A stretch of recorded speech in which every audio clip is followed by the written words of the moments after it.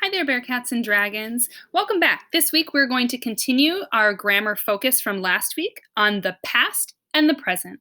We change words in a sentence to show if it is happening now or if it happened before. If it happened before, it's in the past. Yeah, and if it's happening right now, we say it's in the present. Great.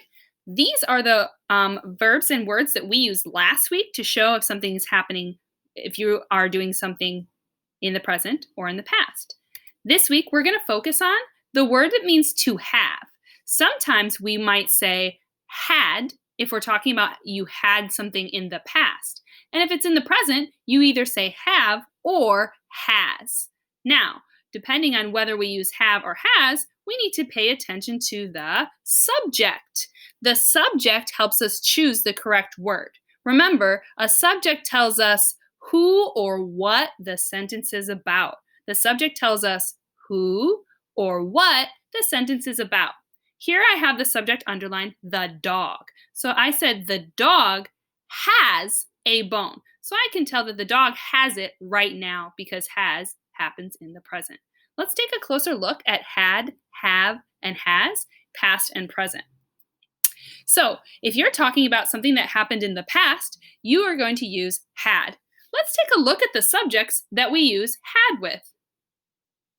Scholars, what do you notice? What do you notice? Had works for every single one of our subjects. You say you had, he had, she had, they had, I had, it had, we had, all of them. All the subjects use had to show the past. So that's pretty easy. The trickier one is has and have. So let's start with has. Which subjects use has to show having something right now? If you said she, he, and it, you are correct. She has, he has, it has. Now, which subjects use have to show having something right now? That's right. You have, I have, we have, and they have. So here's where we have to pay attention to the subject to see if the correct word to use is has or have for the present tense, meaning it's happening right now. So let's practice. Here we have the same chart that we used last week, but instead of just having the am, is, was, were, are, now we also have the have verbs here. So this chart can really help you out. Let's start by practicing with our present tense. I have two examples here. One is going to use have and one uses has. Take a look at these sentences, use your chart, and decide. Does have go here or has? She, a new puppy. You, a great smile. Which one uses have? Which one uses has? I'm going to look at the subject, she. I'm going to go over to my chart. I see she right here. And if I drag my eyes over, in the present, which is it? That's right, it has. She has a new puppy is the correct word to include in this sentence.